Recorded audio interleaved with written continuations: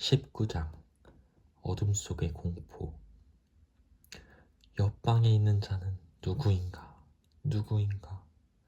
그 창백한 사람은 옆방에 있던 사람에게 예정된 소식을 전하러 온 것인가? 나도 곧 그를 알게 되는가? 그래, 그이다. 그는 그런 소식을 가져왔다. 당신도 곧 그를 알게 될 것이다. 그 굴은 확실히 울퉁불퉁했다. 비극은 우리 같은 불황자들한테 딱 어울리는군 하고 말했지만 지칠 대로 지쳤거나 낯선 땅을 헤매던 이들은 잠잘 곳에 대해 까다롭지 않은 법이다. 어쨌거나 그 굴은 토끼 12마리가 들어갈 만큼 넓고 습기도 없었다. 가시나무 덤불 사이로 난 굴길 2개를 따라 내려가니 백토증 윗부분을 파는 굴이 나왔다. 토끼는 잠자리에다 아무것도 깔지 않기 때문에 바위처럼 딱딱한 바닥은 몹시 불편하다. 하지만 둔덕에 있는 굴은 활 모양의 굴길이 나 있어 백토층까지 내려갔다가 다시 위로 올라가면 잘 다져진 흙바닥 굴이 나왔다. 연결 통로도 없었지만 토끼들은 너무 피곤해서 그런 것에 신경 쓸 겨를이 없었다. 토끼들은 굴 하나에 4마리씩 들어가 아늑한 곳에서 마음 편히 잠들었다. 헤이즐은 한동안 자지 않고 남아 벅손의 다리 상처를 핥아주었다. 다행히 곪지는 않았다. 하지만 쥐한테 물린 상처 이야기를 떠올리며 상처가 나을 때까지 벽손을 푹 쉬게 해주고 상처에 흙이 들어가지 않도록 신경 써야겠다고 마음먹었다. 이것으로 다친 토끼가 셋이야. 전반적으로 보면 이만하길 다행이지만 헤이즐은 그렇게 생각하다가 잠이 들었다. 짧은 6월 밤은 몇 시간 만에 물러갔다. 높은 언덕에는 일찌감치 아침이 찾아왔지만 토끼들은 꼼짝도 하지 않았다. 동이 트고 한참 지났는데도 여지껏 맛보지 못한 깊은 정적에 쌓여 평온히 잠들어 있었다. 요즘 숲이나 들판은 낮이면 너무 시끄럽다. 어떤 동물들은 견디지 못할 정도로 소음이 심하다. 승용차, 버스, 오토바이, 트랙터, 트럭 등 인간이 내는 소음이 들리지 않는 곳이 거의 없다. 아침에 주택가에서 나는 소리는 멀리까지 들린다. 그래서 새소리를 녹음하는 사람들은 주로 6시가 되기 전 새벽에 녹음을 한다. 그때가 지나면 대부분의 산림지대에는 먼 곳에 소음이 끊임없이 침입해 들어온다. 지난 50년 동안 시골 지역의 고요함은 대부분 파괴되었다. 하지만 이곳 워터집다운에서는 저 아래쪽의 소음도 희미하게 들릴 뿐이었다.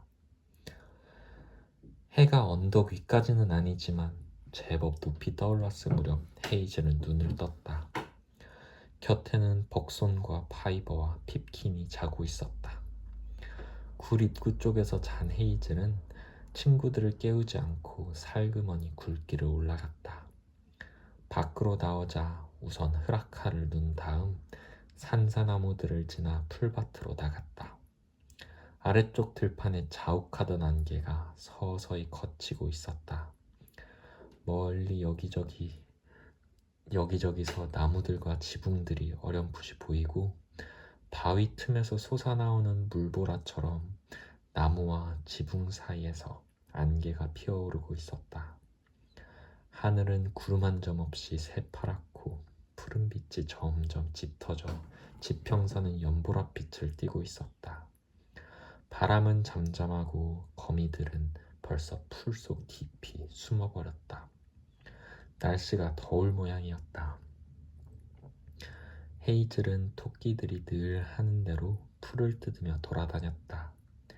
5번 깡충깡충 뛰어다니다가 고추 앉아 귀를 쫑긋 세우고 주위를 살펴보았다. 그러고는 열심히 풀을 뜯다가 다시 몇 미터쯤 깡충깡충 뛰어갔다. 오랜만에 처음으로 걱정 없이 편안한 기분을 맛보았다. 헤이즐은 이 새 보금자리에 대해 자세히 알아봐야겠다고 생각했다. 파이버가 옳았어. 여기는 살기 좋은 곳이야. 하지만 되도록 실수를 줄이면서 이곳에 익숙해져야 돼. 이 굴을 만든 토끼들은 어떻게 되었을까?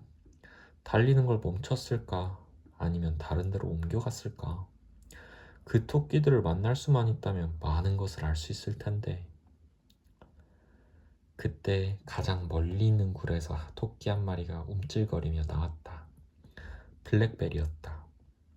블랙베리도 흐라카를 두고 나서 몸을 극적거리고는 환한 햇살 속으로 깡충깡충 뛰어들어와 귀털을 빗었다.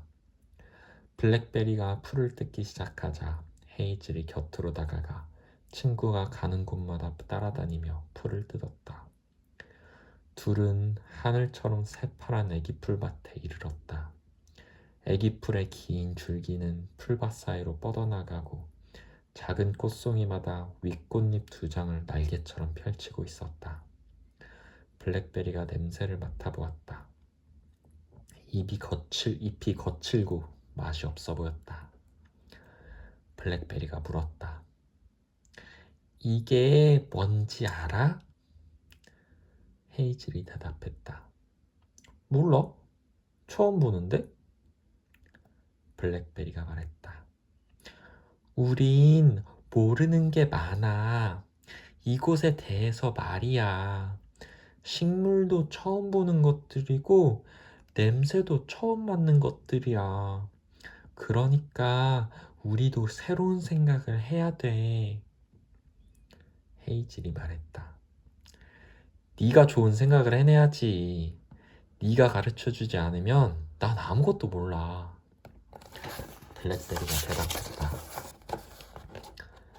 하지만 늘 위험을 무릅쓰고 앞장서는 건 너잖아. 지금까지 그래왔어. 이제 여행은 끝났어. 그렇지? 파이버 말대로 여긴 안전해. 누가 접근해 오면 금방 알아차릴 수 있어. 우리가 냄새를 맡고 보고 들을 수 있는 한에서는 말이야. 그런 것쯤은 문제 없어. 하지만 자고 있을 때는 아니야. 어둠 속에서도 안 보이고. 헤이즐이 말했다. 밤이 어두운 건 당연한 거 아니야? 토끼들이 잠을 자는 것도 마찬가지고. 숨을 곳 하나 없는 데서 이 굴에서 계속 살려면 살 수도 있겠지만 대부분은 밖에서 자겠다고 할걸? 어쨌든 수토끼들이 굴을 팔 거라고는 기대하지 마. 히스 덤불 숲에서 있을 때처럼 얕은 굴 한두 개쯤은 팔 수도 있겠지. 하지만 그 이상은 안 하려고 들 거야. 블랙베리가 말했다. 그게 바로 내 고민이야. 카우슬립네 마을 토끼들은 토끼답지 않은 일들을 많이 했어. 흙 속에 돌을 박는다거나 먹을 것을 굴로 나른다거나 말이야. 그런 걸로 치면 우리도 스레아라의 양상추를 굴로 날랐잖아. 바로 그거야. 모르겠어? 그 토끼들은 더 좋은 방법이 나타나면 토끼의 습성도 거기에 맞게 바꾸었잖아. 그 친구들도 했는데 우리라고 못할 것도 없지. 수토끼는 굴을 파지 않는다고 했지? 분명히 그래. 하지만 맘만 먹으면 팔 수는 있어. 깊고 아늑한 굴에 들어가서 잠을 잘 수 있다고 생각해봐. 굳은 날씨를 피할 수 있고 밤에 들어가서 쉴 수 있다면 그럼 우리는 안전하겠지. 수토끼는 굴을 파지 않는다는 생각만 버리면 못할 게 뭐 있어. 못하는 게 아니야. 안 하는 거지. 헤이즐은 내키지 않았지만 호기심이 일었다. 그럼 네 생각은 뭔데? 여기다 굴을 더 파서 버젓한 토끼 마을을 만들어 보자고? 아니, 이 굴들은 쓸모가 없어. 왜 비어 있는지 뻔해. 조금만 파다 보면 딱딱한 하얀 흙이 나와서 더 이상 못 팔 거야. 게다가 겨울엔 엄청나게 추울걸? 하지만 언덕마루를 넘어가면 숲이 있어. 어젯밤에 오면서 얼핏 봤어. 지금 같이 올라가서 볼래? 두 토끼는 꼭대기까지 뛰어 올라갔다. 풀길 저편에서 남동쪽으로 조금 떨어진 곳에 너도맘나무 숲이 있었다. 블랙베리가 말했다. 저기에 큰 나무들이 좀 있어. 분명 뿌리가 땅속 깊이 뻗어 있을 거야. 거기다 굴을 파면 고향 마을 못지않게 편안하게 살 수 있을 거야. 하지만 비귀기나 다른 친구들이 굴을 파지 않겠다거나 못 파겠다고 하면 글쎄, 이곳은 나무도 별로 없고 황량해. 물론 그 덕분에 아무도 살지 않아서 안전하긴 하지. 하지만 날씨가 나빠지면 우리도 못 견디고 언덕에서 내려가야 할 거야. 비탈을 내려가면서 헤이즐이 미심쩍은 듯 말했다. 수토끼들이 굴을 판다는 건 생각도 못 해봤어. 아기 토끼들이야 굴이 필요하지. 하지만 우리도 그럴까? 블랙베리가 말했다. 우리가 태어난 토끼 마을은 어머니들이 태어나기 전부터 있던 거야. 우리는 굴에 익숙해져 있지만 굴파기를 거둔 적은 없어. 새 굴이 있다면 누가 팠을까? 당연히 암토끼지.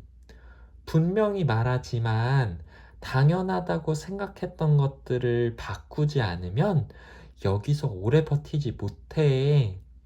다른 곳이라면 모를까. 여기서는 안 돼. 보통 일이 아닌데. 야, 비귀하고 몇몇이 오고 있어. 쟤네들이 뭐라고 할지 물어보자. 그러나 헤이즐은 실플레이를 하면서 파이버한테만 살짝 블랙베리의 생각을 귀띔해 주었다. 잠시 뒤 토끼들이 먹이를 다 먹고 풀숲에서 뛰어놀거나 벼틀 쬐을 때 헤이즐이 너도밤나무 숲에 가보자고 제안했다. 그냥 어떤 숲인지 구경이나 하자. 비귀과 실버는 냉큼 찬성했고 결국 모두 따라 나서게 되었다.